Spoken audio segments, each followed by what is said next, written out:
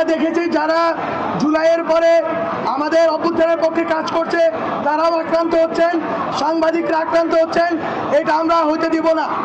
আমরা মনে করি আমাদের এখান থেকে দরকার পড়লে ভলান্টিয়াররা গিয়ে সাংবাদিকদের উদ্ধার করুন।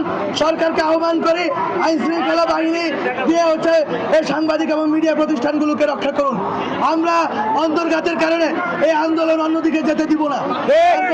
আন্দোলনের ক্ষেত্রে আর যে ঘোষণা এসেছে আগামীকালকে আমরা ওই ঘোষণাতেই স্থিত আছি এবং আমরা এই ঘোষণার ভিত্তিতে সারা দেশে আন্দোলনের দিকে অগ্রসর হচ্ছি।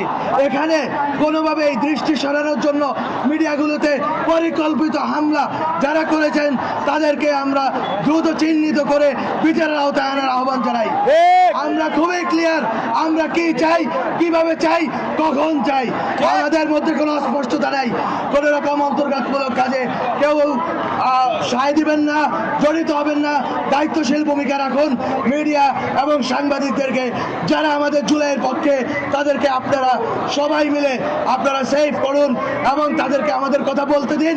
সারা বাংলাদেশে, সারা দুনিয়া জানুক আমরা একটি নিয়মতান্ত্রিক গণতান্ত্রিক আন্দোলনের মাধ্যমে আমরা একটি দাবি আদায় করতে পারি। আমরা বাংলাদেশের স্বাধীনতা সার্বভৌমত্বের পক্ষে সৈনিক শরীফ ওসমান হাদি আমরা তার স্মৃতিকে আমরা নিয়ে লড়াই করে যেতে পারি। এবং আমি মনে করি আরো অন্তর্ঘাতমূলক কাজের পরিকল্পনা চলছে। কোনো রকম ধর্মীয় স্থাপনা এবং মিডিয়া এইসব স্পর্শকাতর জায়গাগুলোতে কেউ যদি হামলার চেষ্টা করে, সারা বাংলাদেশের নাগরিকদেরকে বলছি আপনারা বাধা দিবেন। আপনারা বাধা দিয়ে এগুলোকে আক্রান্ত হওয়া থেকে রক্ষা করবেন এবং আপনারা দায়িত্বশীলভাবে এই আন্দোলনকে বেগবান করবেন।